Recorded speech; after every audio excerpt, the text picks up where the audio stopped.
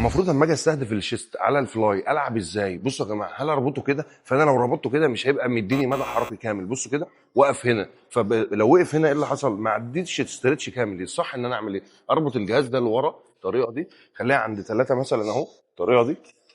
ليه؟ عشان ادي ستريتش للشيست بتاعي، وبالطريقه دي اهو. وكوعي بصوا ما بقاش مفرود، لا انا ببقى مضموم، وبحاول اقرب البايسبس بتاعتي من بعضها اهو عشان اقفل على صدري قوي.